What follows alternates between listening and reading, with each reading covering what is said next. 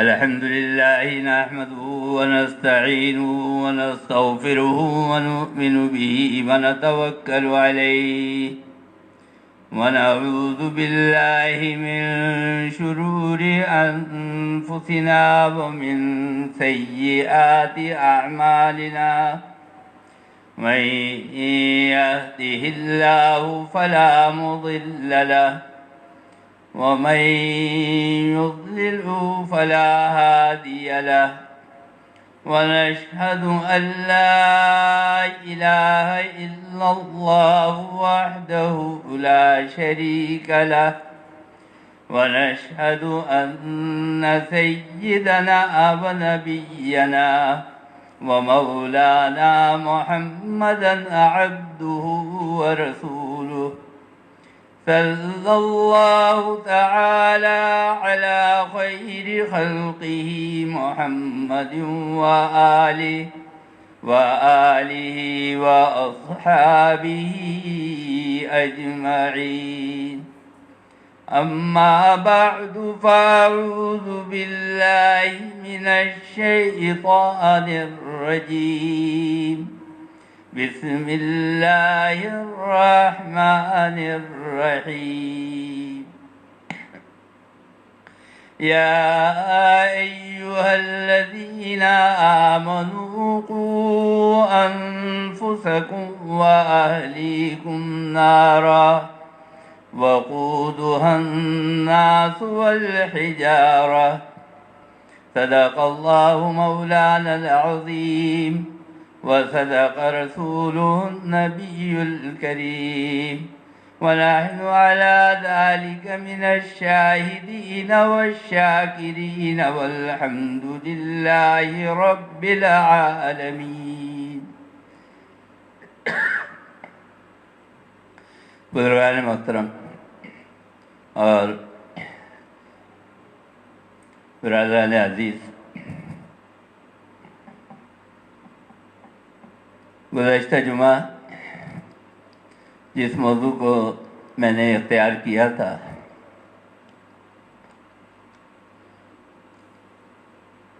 اسی موضوع کو آج جاری رکھتے ہوئے قرآن کریم کی ایک آیت میں نے آپ کے سامنے تلاوت کی ہے، اور گزشتہ جمعہ میں یہ بتا رہا تھا کہ انبیاء کرام علیہ الصلاۃ والسلام اور اولیاء کرام کس طرح ترک دنیا کی تعلیم دیتے ہیں، اور مقصد اس کا یہ ہے کہ انسان گناہوں سے بچے اور نیک اور صالح زندگی گزارے۔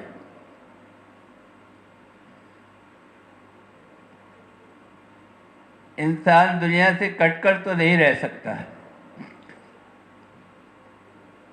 اس لیے کہ اللہ تعالیٰ نے دنیا انسان کے ساتھ پیدا کی ہے، انسان کے ساتھ لگا دی ہے، جو اس کی ضروریات ہے وہ دنیا ہی سے وابستہ ہے۔ اسی لیے قرآن کریم فرمایا کہ زُيِّنَ لِلنَّاسِ حُبُّ الشَّهَوَاتِ مِنَ النِّسَاءِ وَالْبَنِينَ وَالْقَنَاطِيرِ الْمُقَنطَرَةِ مِنَ الذَّهَبِ وَالْفِضَّةِ، ہم نے یہ چیزیں انسان کے خون میں، اس کی فطرت میں اور اس کے مزاج کے اندر داخل کر دی ہے۔ انسان اگر چاہے کہ بالکل دنیا سے کنارہ کش ہو جائے اور دنیا کی تمام چیزوں کو چھوڑ دے تو یہ ممکن نہیں ہے، کیونکہ اللہ تعالیٰ نے خواہشات کی محبت کو زُيِّنَ لِلنَّاسِ حُبُّ الشَّهَوَاتِ لوگوں کے لیے مزین کر دیا، من النساء والبنین والقناطیر المقنطرہ، سونے چاندی کو، عورت کی محبت کو، اولاد کی محبت کو انسان کے مزاج کے اندر اور اس کی فطرت کے اندر داخل کر دیا ہے۔ لیکن سونا اور چاندی، ہیرے اور جواہرات انسان کے لیے، انسان کی زندگی کے لیے لازمی اور ضروری جز نہیں ہے۔ لازمی اور ضروری جز جو ہے وہ ایک ہی ہے، اور وہ یہ ہے کہ انسان کھاتا ہے، پہنتا ہے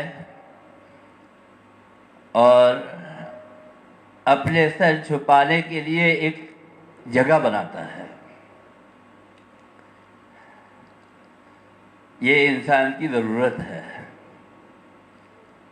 لیکن آج ہم نے اور آپ نے مال اور دولت کو، عہدے اور منصب کو لازمی اور ضروری کر دیا ہے اپنے مزاج کے ساتھ۔ اور جب یہ چیزیں آپ لازمی اور ضروری کر لیں تو پھر انسان اپنے خدا سے، اپنے رب سے غافل ہو جاتا ہے۔ فرمایا کہ چیز دنیا الخدا غافل بدن، دنیا غافل کرنے والی چیز نہیں ہے۔ چیز دنیا الخدا غافل بدن، نے قماش و نقرہ و فرزند و زن، اور نہ اہل و عیال، نہ مال، یہ غافل کرنے والی ہے۔ غافل کرنے والی کیا چیز ہے؟ غافل کرنے والی چیز یہ ہے، ایک مرتبہ سرکار دو عالم صلی اللہ علیہ وسلم کسی جگہ سے گزر رہے تھے، تو آپ نے دیکھا کہ ایک بڑا شاندار محل جو ہے وہ تعمیر ہو رہا ہے، اور اس کے اوپر صاحب مکان نے گنبد بھی بنایا ہوا ہے۔ جیسے آپ نے دیکھا ہوگا آج تک مشہور ہے آگرہ کا تاج محل، تو وہ محل جو بنا ہوا ہے اس کے اوپر گنبد بھی ہے، میناریں بھی ہیں اور دوسرے لوازمات بھی ہیں۔ حضور اکرم صلی اللہ علیہ وسلم نے پوچھا یہ کس کا ہے؟ صحابہ نے بتایا کہ یہ فلاں صحابی ہے، ان کا ہے۔ حضور اکرم صلی اللہ علیہ وسلم نے ناراضگی کا اظہار فرمایا، آپ کے چہرے کے اوپر غصے کے آثار نمودار ہوئے۔ کسی نے صاحب مکان، جن صحابی کا وہ مکان تھا، ان کے سامنے تذکرہ کیا کہ تمہارے مکان کے سامنے سے حضور اکرم صلی اللہ علیہ وسلم گزر رہے تھے، اور انہوں نے یہ سوال کیا تو ہم نے بتایا کہ یہ آپ کا مکان ہے۔ حضور اکرم صلی اللہ علیہ وسلم نے ناراضگی کا اظہار فرمایا۔ وہ صحابی گئے اور اسی وقت جا کر بلڈوزر انہوں نے چلا دیا اور وہ مکان اپنا گرا دیا ہے۔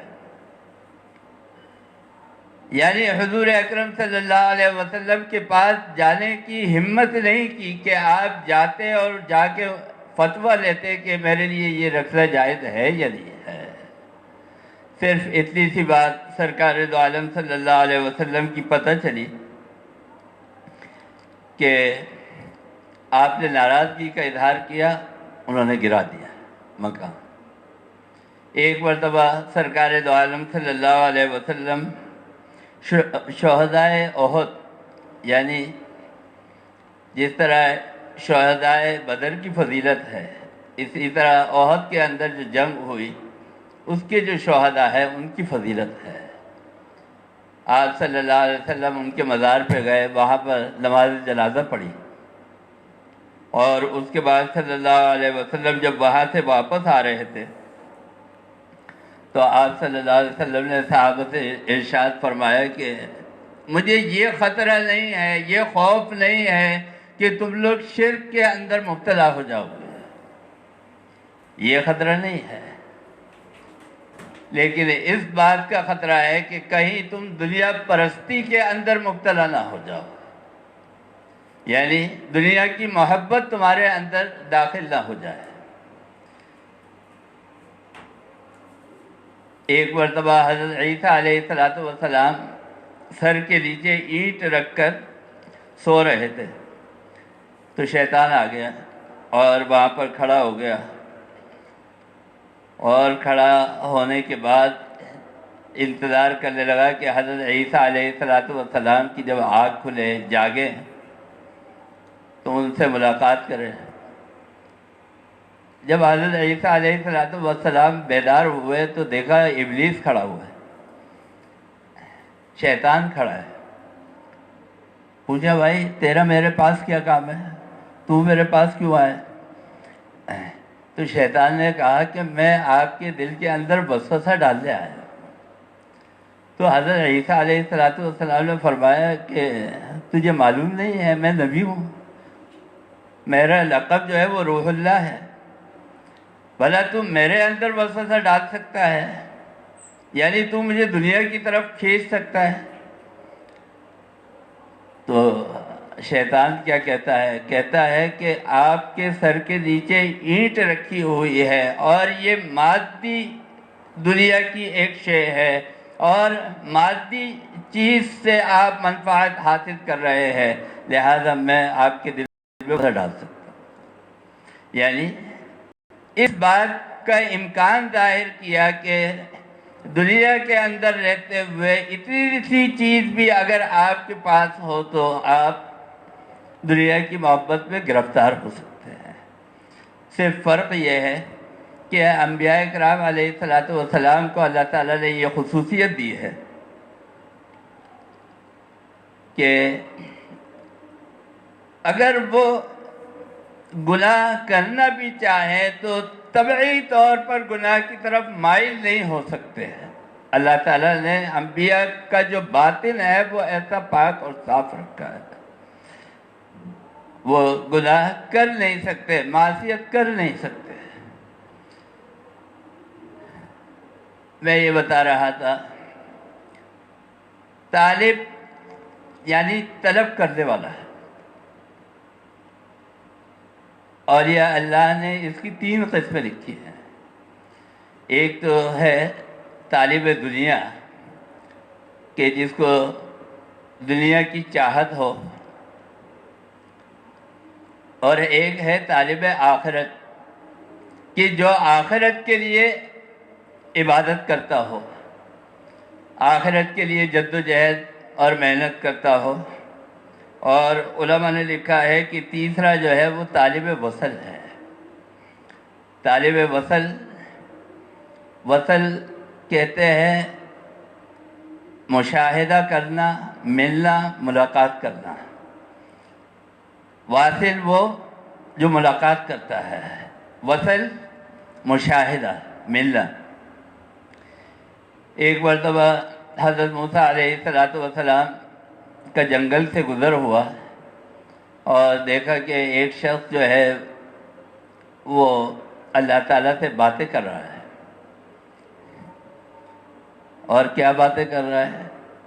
کہتا ہے کہ اے اللہ سارا دن کام کر کے تھک گیا ہوں، اتنا سا کام ہے میرا، کھیتی باڑی کرتا ہوں اور اسی میں تھک جاتا ہوں، تو ساری دنیا کا نظام چلا رہا ہے، تو ساری کائنات کو چلا رہا ہے، اے اللہ تو کتنا تھک جاتا ہوگا۔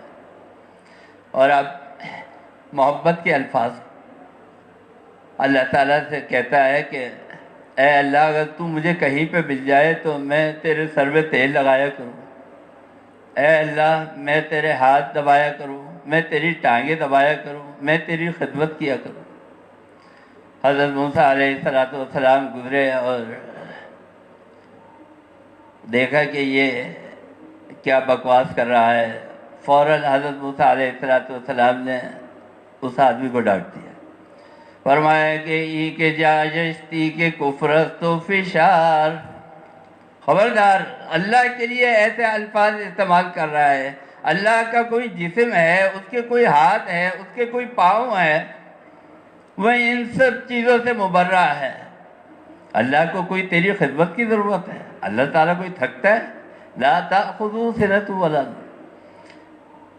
ای کے جاجشتی کے کفرست و فشار، کنبے اندر دہانے خود دراز.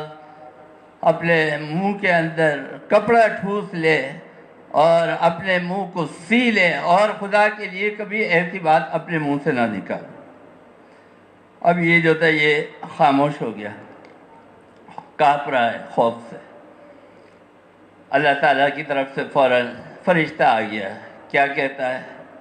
کہتا ہے کہ تو برائے وصل کردن آمدی، تو برائے وصل کردن آمدی، نے برائے فصل کردن آمدی. اے نبی، ہم نے آپ کو اس لیے بھیجا تھا تاکہ آپ اللہ کے بندوں کو اللہ سے ملائیں. ایک بندہ جو ہم سے ملاقات کر رہا تھا، ہم سے گفتگو اور بات چیت کر رہا تھا، آپ نے اس کو روک دیا. بس وصال کے معنی ہے ملاقات کرنا، ملنا. میں یہ بتا رہا تھا، ایک آدمی ہے جو دنیا کے لیے جیتا ہے، دنیا کے لیے مرتا ہے. اس کی زندگی جو ہے وہ خواہشات تک محدود ہے. ایک خواہش پوری ہوئی، پھر دوسرے کے لیے جدوجہد، پھر تیسرے کے لیے جدوجہد. اور دوسرا آدمی وہ ہے کہ جو اطاعت کرتا ہے انعامات کے لیے، نعمتوں کے لیے. اور تیسرا آدمی جو ہے وہ اللہ کے وصال کے لیے، اللہ سے ملنے کے لیے، اللہ سے ملاقات کے لیے اپنی زندگی گزارتا ہے. اور جب آدمی طالب آخرت سے طالب وصل کی منزل کے اوپر پہنچتا ہے تو بس اسی کا نام ولی اللہ ہے. اب وہ ولی اللہ ہو گیا. ولی اللہ کا مطلب کیا ہے؟ ولی کے معنی ہے دوست. ولی اللہ، اللہ کا جو دوست ہوتا ہے وہ.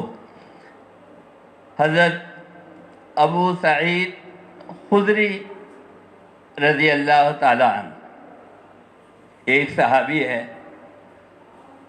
آپ فرماتے ہیں، فرمایا کہ ان الدنیا حلوۃ خضرہ، دنیا جو ہے یہ بہت شیریں ہے. کچھ چیزیں جو ہے ایسی ہے کہ ہم اور آپ صبح اور شام استعمال کرتے ہیں. حلوہ بڑا مشہور ہے، بہت سارے لوگوں کو پسند ہوتا ہے. لیکن حلوے کے جو لغوی معنی ہیں، جو لغت کے اندر معنی ہیں، اس کا مطلب ہے شیریں چیز. جیسے آپ پیتے ہیں شربت انار، شربت نورس، شربت روح افزا. یہ کیا ہے؟ شربت کے معنی پینے والی چیز، کوئی بھی چیز ہو اس کو کہتے ہیں شربت، جو پینے والی چیز ہے. ان الدنیا حلوۃ خضرہ. ابو سعید خدری فرماتے ہیں، فرمایا کہ دنیا جو ہے یہ حلوے کی مانند ہے، یعنی شیریں ہے، میٹھی چیز ہے. اور میٹھی چیز جو ہے وہ ہر ایک کو اپنی طرف راغب کرتی ہے. اور خضرہ کے معنی آتے ہیں سرسبز. یہ جو آپ مسجد نبوی کے اوپر گنبد ہے اس کو آپ کہتے ہیں گنبد خضرہ. کہیں پر اگر گنبد بنا ہوا ہو اور اس کے اوپر ہرا رنگ ہوا ہو تو آپ اس کو کہتے ہیں گنبد خضرہ. کہیں اگر مسجد کے اوپر ہرا رنگ ہوا ہو تو اس کو آپ کہتے ہیں مسجد خضرہ. کراچی میں مسجد خضرہ ہے لیگل چوک کے پاس. تو خضرہ کے معنی آتے ہیں ہرا، ہری بھری، ہریالی. تو دنیا کیا ہے؟ یہ سرسبز ہے، مائل کرنے والی ہے، شیریں ہے. میٹھی چیز ہے، اپنی طرف کھینچنے والی ہے۔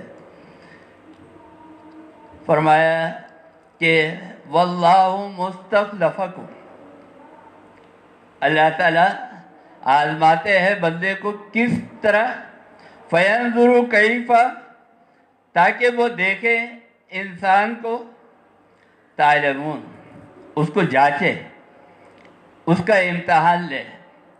یعنی دنیا جو ہے وہ اس لیے بنائی گئی ہے تاکہ انسان کی آزمائش کرے۔ اعلموا انما الحیات الدنیا لعب ولہو وزینۃ وتفاخر بینکم وتکاثر فی الاموال والاولاد۔ ایک روایت میں آتا ہے، فرمایا کہ اللہ تعالیٰ نے جنت کو مصیبتوں، پریشانیوں اور تکلیفوں سے ڈھانپ دیا ہے۔ جو آدمی بھی سیدھے راستے کے اوپر چلے گا اس کو تکلیفیں آئیں گی، مصیبتیں آئیں گی، پریشانیاں آئیں گی۔ اور اللہ تعالیٰ نے دنیا کو اچھی اور خوبصورت اور دل نشین چیزوں سے ڈھانک دیا ہے۔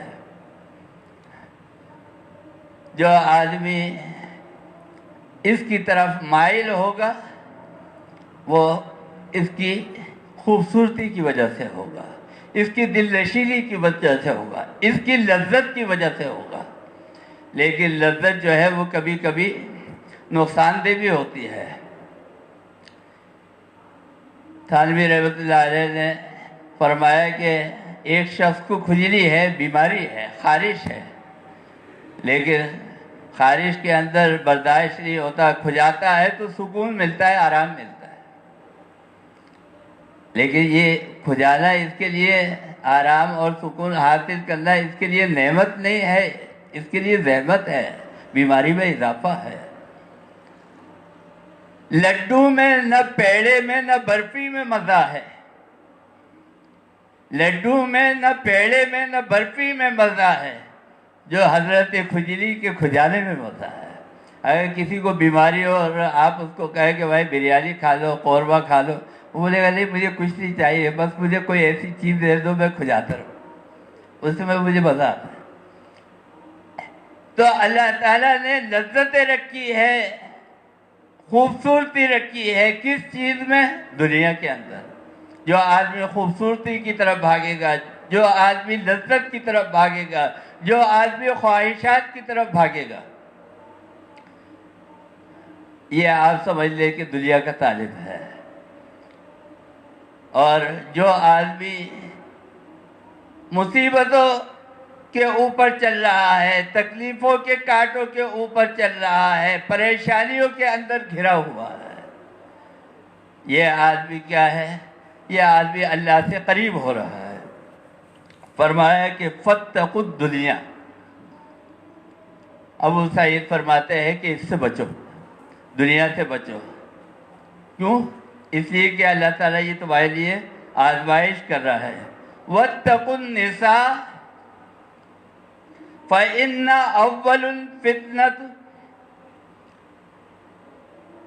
بنی اسرائیل کے اندر ایک فتنہ یہ بھی تھا، اور دوسرے فتنوں میں کہ عورت جو ہے وہ سب سے بڑا فتنہ ہے۔ گمراہی کے اندر مبتلا ہونے میں جو بڑا فتنہ تھا بنی اسرائیل کے، اس میں سے ایک فتنہ عورت کا فتنہ تھا۔ ابو سعید فرماتے ہیں کہ من النساء، عورت کے فتنے سے بھی بچو۔ کیوں؟ اس لیے کہ کبھی کبھی، اور ہم لوگوں کو، کراچی والوں کو اس کا زیادہ تجربہ ہوتا رہتا ہے، فرمائش یہ ہے کہ وہ ختم ہونے پہ نہیں آتی، خواہشات ہے کہ ختم ہونے کے اوپر نہیں آتی، یہاں تک کہ آپ خواہشات اور فرمائشیں پوری کرتے چلے جائیں، لیکن اس کے بعد بھی آپ عورت کی زبان سے یہی سنیں گے کہ بھائی تم نے کیا ہی کیا ہے میرے لیے، تم نے مجھے دیا ہی کیا ہے۔ یعنی کبھی شکر نہیں کرے گی عورت، اور اسی لیے سرکار دو عالم صلی اللہ علیہ وسلم جو دعائیں فرماتے تھے اس میں سے آپ نے ایک دعا عورت کے فتنے سے نجات کے لیے بھی مانگی ہے۔ آدمی کیسے بچ سکتا ہے ان فتنوں سے؟ مال و متاع سے، عورت کے فتنے سے، عہدے اور منصب کے فتنے سے۔ اس کا ایک ہی طریقہ ہے، اور وہ طریقہ کیا ہے؟ وہ طریقہ یہ ہے کہ انسان تقوی اختیار کرے، جس کو کہتے ہیں زہد۔ آپ نے لفظ سنا ہوگا زہد اور تقوی، اور یہ وہ لائن ہے جیسے میں نے ابھی کہا کہ جب آپ زہد اور تقوی کی لائن کے اوپر چلیں گے تو مشکلات آئیں گی۔ آپ کے گھر والے بھی آپ کے دشمن ہوں گے، آپ کے محلے والے بھی آپ کے دشمن ہوں گے، آپ کے شہر والے بھی آپ کے دشمن ہوں گے، آپ کے دوست بھی آپ کے دشمن ہوں گے، آپ کو روکیں گے۔ اچھا، زہد اور تقوی انسان کیسے اختیار کرے؟ اس کا علم حاصل کرے، اس کو جانے، اس کو پڑھے۔ یہ تو سب معلوم ہے، یعنی انسان کو یہ تو معلوم ہے نا کہ نماز فرض ہے، لیکن نماز کی طرف آتا نہیں ہے۔ غالب نے بڑی اچھی بات کہی، جانتا ہوں طاعت ثواب و زہد، معلوم ہے مجھے کہ قرآن کریم پڑھنے کا کتنا ثواب ہے۔ ایک لفظ کی تلاوت کروں گا تو 10 نیکیاں ملیں گی۔ 3 لفظ الف لام میم یہ پڑھوں گا تو 30 نیکیاں ہوں گی۔ تو یہ تو پتہ ہے کہ ثواب کتنا ہے۔ قرآن کریم کا اگر آپ پاؤ سپارہ آدھا سپارہ تلاوت کرتے ہیں تو کتنا آپ کو ثواب ملتا ہے۔ نماز فرض ہے، اس کا علم بھی آپ کو ہے، مگر مسئلہ کیا ہے؟ مسئلہ یہ ہے کہ جانتا ہوں طاعت ثواب و زہد، پر طبیعت اس طرف آتی نہیں ہے۔ کیا ہے؟ دل نہیں چاہتا۔ میں نے کہا نا کہ گلی ڈنڈا کھیلنا، کرکٹ کھیلنا، فٹ بال کھیلنا یہ آسان ہے، نمازیں پڑھنا، روزے رکھنا یہ مشکل کام ہے۔ اس کے لیے مشقت ہے، محنت ہے، تکلیف ہے۔ لوگوں کے حقوق ادا کرنا، یعنی آپ کے سامنے ایک موقع آتا ہے کہ آپ کے پاس پیسہ آ رہا ہے، آپ کو رشوت مل رہی ہے، لیکن آپ اس وقت میں امتحان کے اندر ہے کہ آیا آپ اس پیسے کو قبول کرتے ہیں یا نہیں۔ اور فضائل ہیں، ایک فضیلت تو یہ ہے کہ اللہ تعالیٰ آپ کو ایسے امتحان میں نہ ڈالے، آپ کو موقع نہ ملا ہو۔ یہ بھی اللہ کا فضل ہے کہ آپ اس آزمائش میں آئے نہیں، ورنہ تو آج کسی بھی سوسائٹی کے اندر آپ چلے جائیں، چاہے وہ 7 اسٹار سوسائٹی ہو، چاہے وہ کوئی اور سوسائٹی ہو، ہر آدمی کہتا ہے یار سوسائٹی میں پیسہ بہت ہے، کمیٹی میں مجھے بھی آنا چاہیے، میں یہاں رہتا ہوں تو مجھے بھی کمیٹی میں آنا چاہیے۔ کیا ہے؟ پیسہ نظر آ رہا ہے، چمک دمک نظر آ رہی ہے۔ فرمایا کہ کجروؤں کی یہ چٹک اور یہ مٹک، کجروؤں کی یہ چٹک اور یہ مٹک، دیکھ کر نہ ہرگز راستے سے بھٹک۔ بس یہ آپ کا امتحان ہے۔ تو ایک تو اللہ کا فضل یہ ہے کہ آپ کے اوپر امتحان آئے نہیں اور آپ گناہ سے بچ جائیں، اور ایک امتحان آپ کا وہ ہے کہ آپ کے سامنے مواقع آئیں اور آپ اس کو اختیار نہ کریں، اس کو دھتکار دیں۔ یہ آدمی کیا ہے؟ یہ آدمی تقوی اور زہد کے قریب ہو گیا۔ ہمارے صحابہ کرام کے اندر ایک صحابی تھے حضرت ابو ذر غفاری رضی اللہ تعالیٰ۔ جب قرون اولیٰ کا دور بڑھتے بڑھتے آگے چلا گیا اور مسلمانوں کے اوپر خوشحالی کا دور آیا، تو صحابہ کرام کہ یہاں دعوتیں بھی ہوتی تھی، کھانے بھی ہوتے تھے، تو حضرت ابو ذر غفاری رضی اللہ تعالیٰ عنہ وہ فنا فی اللہ صحابی تھے، یعنی انہوں نے اللہ کی محبت کے اندر اپنے آپ کو غرق کر دیا تھا۔ تو حضرت ابو ذر غفاری رضی اللہ تعالیٰ عنہ کے بارے میں لکھا ہے، سرکار دو عالم صلی اللہ علیہ وسلم نے ان سے فرمایا کہ اے ابو ذر، تمہاری زندگی جو ہے وہ مفلسی میں اور غربت کے اندر گزرے گی، اور فرمایا کہ تمہاری موت بھی اسی کے اندر آئے گی، غریبی کے اندر، مفلسی میں۔ حضرت ابو ذر غفاری رضی اللہ تعالیٰ عنہ نے ایک ڈنڈا لیا ہوا تھا، ایک ڈنڈا اپنے پاس رکھا، جب دیکھا کہ مسلمان خوشحالی کے اندر جو ہے وہ مبتلا ہوتے چلے جا رہے ہیں، ان کے نزدیک عیش پرستی میں، حالانکہ صحابہ اکرام رضوان اللہ تعالیٰ علیہم اجمعین جس عیش پرستی کے اندر ہم مبتلا ہیں اس میں مبتلا نہیں تھے، لیکن ان کے یہاں یہ بھی تھا کہ جو روکی سوکی ہے اس کے علاوہ کہیں اگر دعوت ہو جائے تو وہ اس کو بھی عیش پرستی میں شمار کرتے۔ تو حضرت ابو ذر غفاری رضی اللہ تعالیٰ عنہ کے پاس ایک ڈنڈا تھا،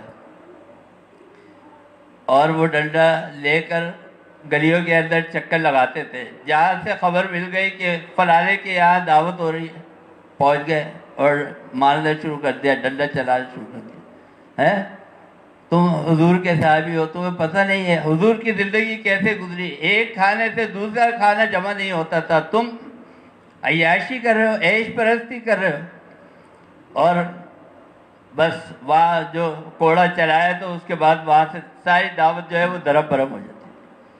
تو جب آخری دور آیا تو مدینے سے دور آپ نکل گئے۔ حضرت عمر فاروق رضی اللہ تعالیٰ عنہ نے فرمایا کہ آپ کی وجہ سے مسلمان بیچارے پریشان رہتے ہیں، کب کہیں سے پیچھے سے جو ہے ابو ذر غفاری آ جائے اور ہمارے اوپر ڈنڈا چلائے، تو آپ ذرا خیال کریں۔ تو ابو ذر غفاری نے وطن چھوڑ دیا اور مدینے سے دور چلے گئے۔ اس کے بعد آپ کا آخری وقت ہے، جسم کے اوپر جو کپڑے ہیں اس کے علاوہ کوئی اور چیز نہیں ہے، جیب کے اندر درہم و دینار نہیں ہے، یہاں تک کہ موت کا وقت آ گیا۔ بیوی کو بلایا اور کہا کہ میرا آخری وقت قریب ہے، میں اپنے آپ کو دنیا سے جاتے ہوئے دیکھ رہا ہوں، ایک قافلہ آئے گا، حضور اکرم صلی اللہ علیہ وسلم کی پیشین گوئی پوری ہو رہی ہے، ایک قافلہ آئے گا، تم بتانا کہ یہ حضور کے صحابی ہیں اور ان کے پاس کچھ نہیں تھا، آج میرے پاس اتنے پیسے بھی نہیں ہے کہ میں کفن دفن کر دوں، تو تم لوگ ان کی جنازے کی نماز پڑھو، ان کا کفن دفن کر دو اپنے خرچے سے۔ بس وہ پیشین گوئی کے مطابق ایک قافلہ آیا مسلمانوں کا۔ حضرت ابو ذر غفاری رضی اللہ تعالیٰ عنہ کی جو اہلیہ ہے، انہوں نے اس قافلے والے سے کہا کہ ابو ذر غفاری دنیا سے چلے گئے، یہ اللہ کے صحابی تھے، میرے پاس کچھ نہیں ہے، تم ان کے کفن دفن کا انتظام کر دو، ان کو نماز جنازہ پڑھ کے دفنا دو۔ انہوں نے حضرت ابو ذر غفاری رضی اللہ تعالیٰ عنہ کو کفن دفن کر کے نماز جنازہ پڑھا کے اور دفنا دیا۔ میں یہ بتا رہا ہوں کہ یہ ہے زہد اور تقویٰ۔ یہ کیا ہے؟ یہ آپ کو گناہ، تقویٰ تو وہ ہے کہ جو آپ جائز ناجائز اور فرائض کی ادائیگی کرتے ہیں، یہ تقویٰ ہے، لیکن زہد وہ ہے کہ آپ اس سے آگے نکل کر، حقوق اور فرائض سے آگے نکل کر پھر آپ اللہ کی طالب ہو جاتے ہیں، طالب وصل جس کو کہا جاتا ہے۔ میرے دوستوں بزرگوں، میں یہ بتا رہا تھا، حضور اکرم صلی اللہ علیہ وسلم کی زندگی سادگی سے گزری، صحابہ اکرام رضوان اللہ تعالیٰ علیہم اجمعین کی زندگی سادگی سے گزری، یہی ہمارے لیے مشعل راہ ہے، اس کے اوپر چل کر ہی ہم اور آپ نجات حاصل کر سکتے ہیں۔ اب دعا کیجئے کہ اللہ تعالیٰ ہمیں اور آپ کو سب کو عمل کی توفیق عطا فرمائے۔ اللہم ارنا الحق حقا وارزقنا اتباعہ وارنا الباطل باطلا وارزقنا اجتنابہ۔ مولانا احترام اللہ صاحب کی نواسی بیمار ہے، اللہ تعالیٰ اس کو صحت و تندرستی عطا فرما، تمام بیماروں کا اللہ تعالیٰ شفاء کاملہ عاجلہ مستمرہ لطیف فرما۔ وصلی اللہ تعالیٰ علی خیر خلقی محمد وآلہ واصحابہ اجمعین۔